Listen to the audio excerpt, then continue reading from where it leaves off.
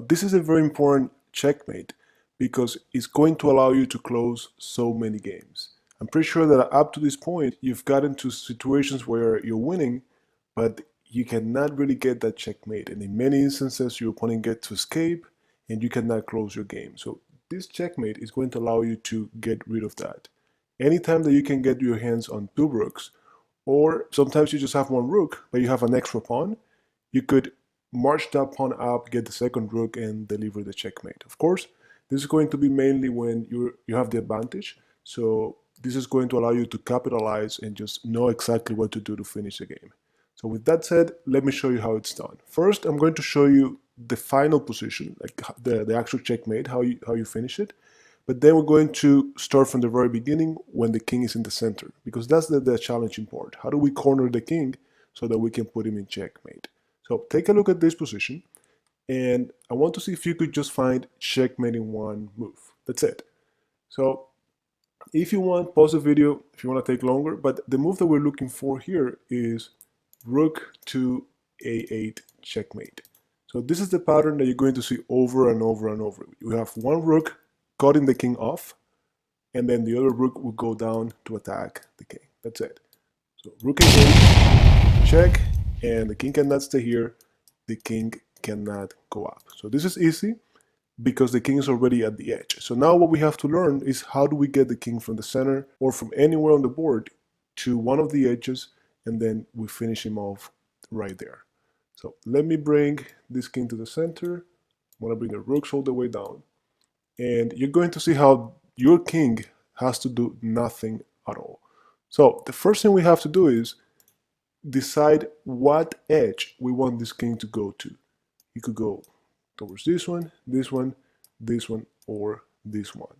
Now, the logical thing to do here is to push him towards the one that he's closest to. Like if you go up, it's going to be 1, 2, 3, 4. If you go to the right, it's going to go only 1, 2, and 3. So logically, this one should be faster. But to be honest with you, to me, it's just way easier if I push him away from my king. So if my king's on this edge, I push him to the other edge. If my king happened to be over here, then I'll push him to the other side. It just makes things easier because your king is never going to get in the way of the rooks. So once you decide where you want to send him, and in this case we're going to push him towards this end, we're going to start by cutting him off, and I call this the wall of fire. So I create a wall of fire right before the king right here. And then think of the fire expanding afterwards. And that's going to force the king to run to that edge that you want him to. Okay, so it doesn't matter which rook you use, just make sure that you cut off the king right here. So I'm going to use this one. I cut off the king. And then I'm going to use the other rook to go up and attack the king. So basically your rooks are going to take turn. One rook cuts off the king, then his friend is going to come over and attack the king. And it's important that we do it like this because that way you cover both ranks. So the king cannot move down and the king cannot stay on this rank. So he's forced to move closer to the edge. So when he does that, now we have to continue to attack him, but we cannot move the rook doing the wall of fire. So this one stays here. So this one goes. He moves down and then the other rook goes. So it's like some people think about it like going up a ladder. So one foot at a time. It doesn't matter how you think about it. If it works for you, that's fine. You just have to make sure that you remember it. So he goes down. Now, which rook do we move to attack the king? Well, this one is cutting the king off. So I have to send the other rook. Check. He needs to go down. And then finally, this is the position we had before. We go checkmate. That's it. That's all it takes to put him in checkmate. Now, some of you might be asking yourself, okay, what if the king goes and attacks the rooks? That could happen. But now that you know the pattern, or more or less what we're working towards, let's take a look at that other variation. Now, this time I'm going to start with this rook. I'm cutting off the king. The wall of fire is up. And this time you're going to see that the king is going to start walking towards the rooks. So I have the wall of fire. My other rook goes up to the next rank. Check.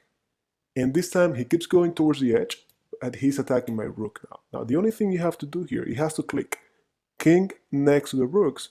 I just move my rooks to the other side of the board.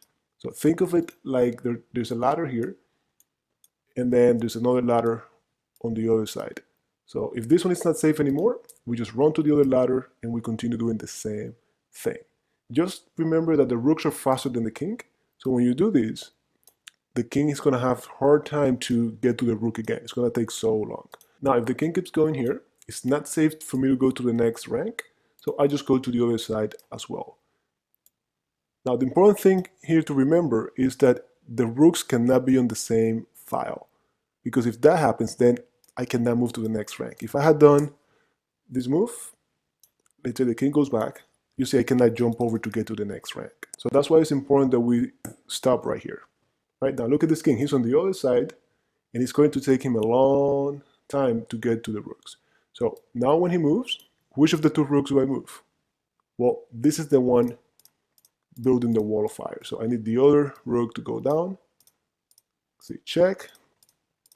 And again, the two rooks are controlling the two ranks. He's forced to get closer to the edge. So he's going towards the rooks again. I keep taking turns. Check. And then the moment the king gets close to the rooks again, it clicks. Okay, I have to go to the other side. So I keep the wall of fire. He's going to go here. He knows that if I go here, he's going to take me. So that's okay. I'm going to go to the other side. And now checkmate in one move. We know the pattern. Checkmate. That's it. So this is all it takes for you to do the checkmate. Notice that your king didn't do anything. It was just the two rooks. Now, guys, let me just do one more thing, because I want you to be able to deliver this checkmate from any position, like I said before. So let's say I just move things around. I'm just going to go put this really awkward here. I'm going to put the king. Now we're going to do it from this random position. And you have to be able to do it like this, because you never know where your pieces are going to be when you get to rook and king versus king. So you have to really understand the pattern and make it work no matter what.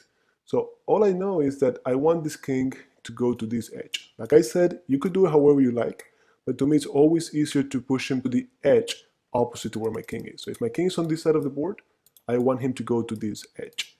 So for that, I just need to create the wall of fire right here, and then the fire will expand and he's going to run to that edge that I want him to run to.